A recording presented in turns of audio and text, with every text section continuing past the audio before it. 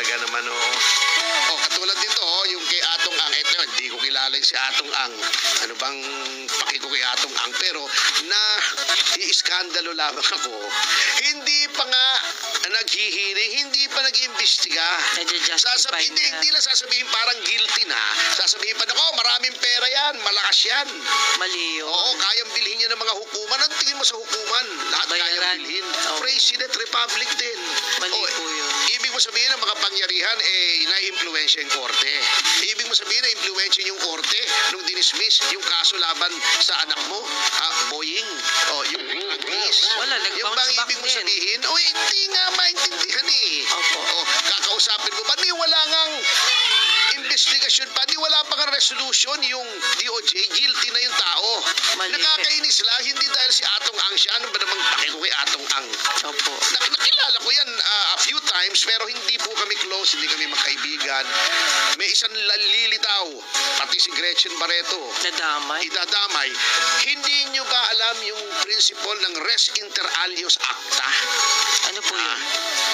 That yung acts of a third person at saka yung principle na a confession only binds the confessor.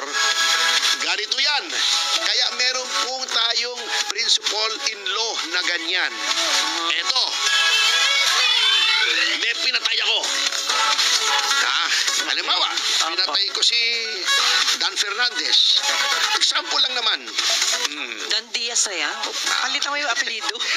Google naman eh. Marami namang Dan Fernandez. I-google mo. Ang daming Dan Fernandez. Mahilig na din siya mag-google. Mag-google ka. Daming Dan Fernandez lalabas. Anyway.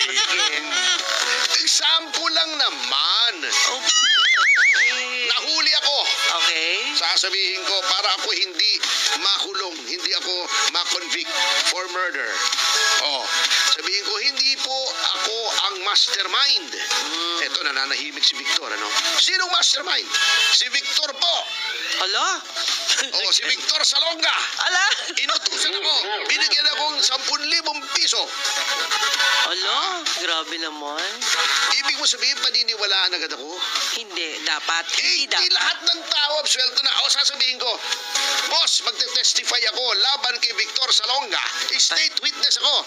Immunity from suit. Hindi niyo ako ikukulong. Di lahat ng taong pumatay na gagawin. Ituturo na. Kaya may principle na res inter alios acta. Maganda yan. Yan ay nasa Supreme Court. Maganda Pag nangumpisal ka, totoo, pinatay ko pero inutos ni Victor Salonga. Patay. Yung confession ko na pinatay ko, admissible as against me. Opo. Pero yung as against Victor Salonga, res inter alios acta yun. Kaya nga ulitin ko, otherwise, lahat ng tao na pumatay ay pwede na magturo, absuelto na siya. Number 2, kahit sino, pwede mong i-frame up, magbabayad ka lang ng witness, ituturo lang kung sino. Di ba yan ang ginawa nila kay Congressman Teves? That is the Teves playbook na sinasabi ni VP Sara Duterte. Yun din ang ginawa nila kay Pastor Kibuloy, di ba? Sinasabi may armas, etc. Hindi naman pala totoo. Yan din ang ginawa sa Farmally. Binigyan ng e-bike, binigyan ng pera para ituro yung si Crisel Mago. Nag-affidavit yun. May affidavit po yun. May sinumpaang salaysay yun na siya ay binayaran lamang. Style nyo yan mali yun. Bago ang gagawin mo, kakausapin mo agad yung Chief Justice. Ay siya. Parang guilty na yung tao at naglalakad na at nagbabayad na ng mga huwes. Ano ba namang klaseng justice system yan ng Department of Justice? Pagkatapos gusto mo mag-ombudsman, bakit? Para maprotektahan mo si Pangulong Marcos. Kahit tapos na ang term niya ng 2028 kasi 7 years ang term ng ombudsman. Alam naman pero bagamat very obvious, tinutuloy niyo pa rin. President Republic, ang kapal. Maraming konkreto. Reinforced. Maraming bakal. Buti pa yung mukha nila, prefabricated concrete, at matibay, yung flood control, wala halos konkreto. Di ba? Iba agad. Yung 5,500 flood control, wala. Saan pumunta yung simento? Sa mukha nila. Ala. Ay, nako, speaking of flood control, nako po, ang dami pong pakiusap dyan, attorney. Prefabricated concrete talaga. Freysinet. Sikat na Freysinet, dapat mag-add na sa atin yun eh. Meron pa bang Freysinet dito sa Pilipinas? Nakikita ko pa eh. poste, Idea. yung mga building, Freycinet, di ba? Google mo nga yung Ayan. Freycinet. Oo, nag-curious tuloy ako. Naalala ko lang kasi nung bata ko, Opo. nakikita ko yung mga flyover nakalagay Freycinet, prefabricated Ala, concrete. nag-react si Attorney Peralta. Oh. Sabi niya, De Lima is the patron of frailty of a woman.